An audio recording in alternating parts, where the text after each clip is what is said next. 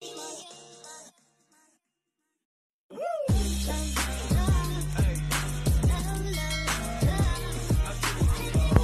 up guys? Ito naman ulit tayo. Magluluto naman tayo ng simpleng ginisang ampalaya.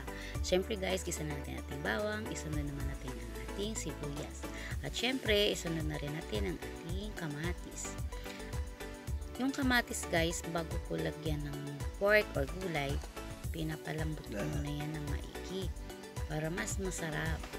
Okay na ang ating kamatis guys, ilagay naman natin ang ating pork. Hiwa-hiwa na pork.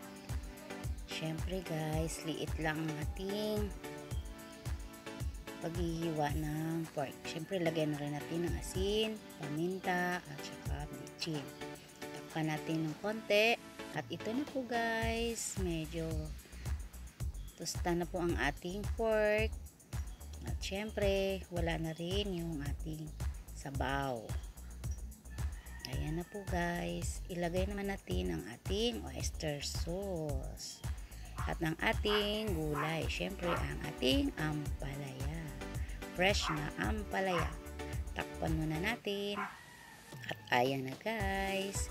Halu-haluin muna natin. Syempre guys, pag ako nagluto ng ampalaya, half cook lang yan guys. Hindi yan overcook. Tapos inyong, pag kinagat nyo yung hiwa na gulay guys, medyo malutong-lutong pa. Ganyan ako maghiwa guys. Syempre, may natira akong celery at saka cauliflower. Ilagay na rin natin guys. Sayang naman. Kaya ayan na. Luto na ang ating gulay. Halu-haluin lang konti guys. At syempre, naglagay din ako ng konting asukal dyan guys. Ayan na po ang ating gulay. Kain na po tayo.